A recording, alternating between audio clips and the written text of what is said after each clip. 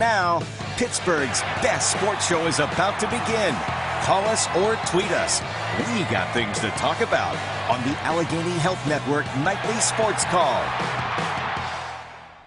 Good evening again, everybody. Welcome to the Allegheny Health Network Nightly Sports Call. I'm Josh Taylor, in tonight for Bob Pompiani. He's on vacation.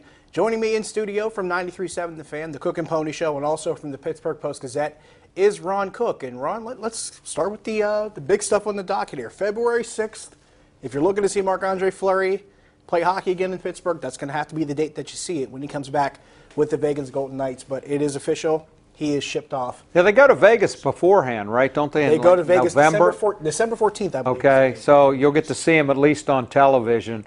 Or if you want to go to Vegas. Or if you want to go to Vegas, that's a great trip to make. I'm all for it. It should be a fun time when he comes back here. It should be a great ovation for him. I can't wait to see it, and it'll be here before you know it.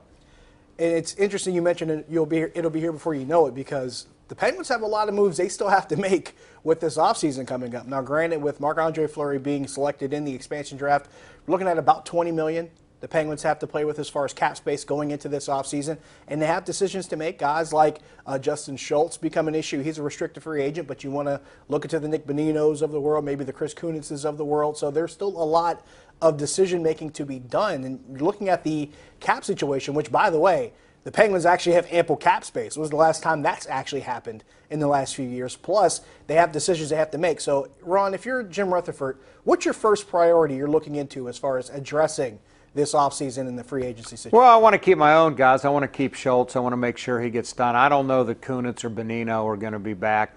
Daily, I'm not sure. I think there's going to be some roster turnover this year. Last year there was hardly any, and I think they were lucky. They got another cup out of it, but I think you need some new blood in here. I would expect some changes to be made. I'm hearing a guy like Evander Kane maybe of interest to them, a tough guy.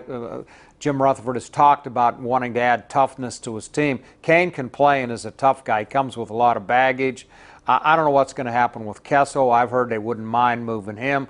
We'll find out. I think there's going to be a lot of turnover on this team.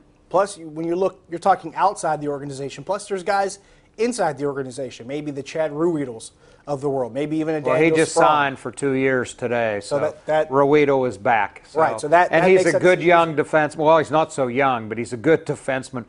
Certainly a depth defenseman. A lot of people thought he could have played for them in the playoffs, but he will be back. He signed a 2-year deal today.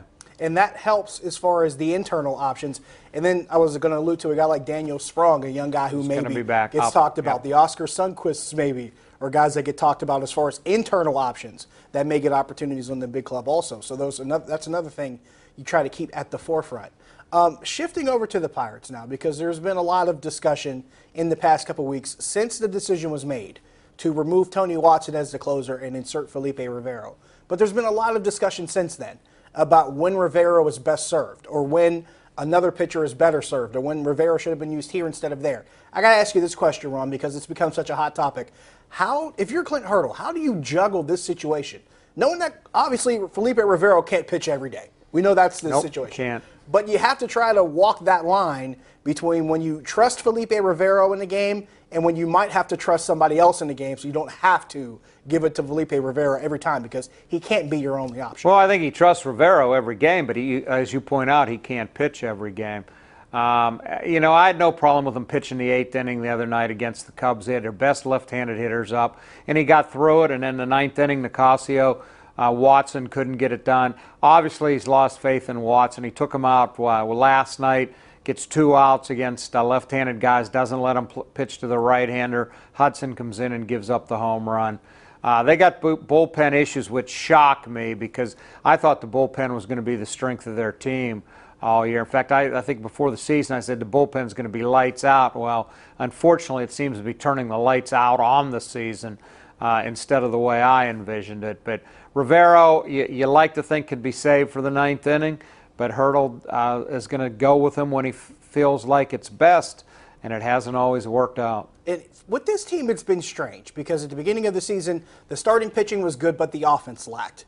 Now the offense has come around, the starting pitching has had its issues, and now the bullpen is lacking. It seems like there's never a point where everything is on the same. That's why you're a 33-40 team. I mean, you are what you are, and that's why they're 7 games below 500 because they're not very good yet. They're still in the race, I guess, for the division, but I said this many times, I can't take them seriously unless they get to 500, and they're 7 games out again now, 33-40. Not to mention, they had a very good opportunity.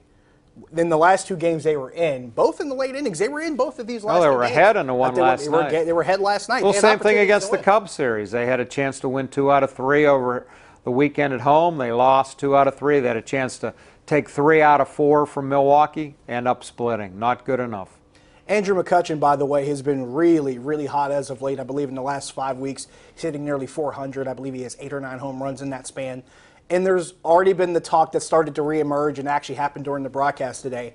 There was the discussion about whether or not Andrew McCutchen gets moved back up in the order, because this surge has happened since he was moved from 3rd down to 6th. Now there's been talk, well, maybe you should move him back yet. What do you do right now if you're Clint Hurdle with Andrew McCutchen? You know, I tend to move him back up. I like my best hitter hitting 3, but clearly I can understand if Hurdle's reluctant to do that because he's been so successful in the 6th hole. I want my best hitter hitting 3. I would move him up, and hopefully that now that he has it figured out, it doesn't matter where he bats in the lineup.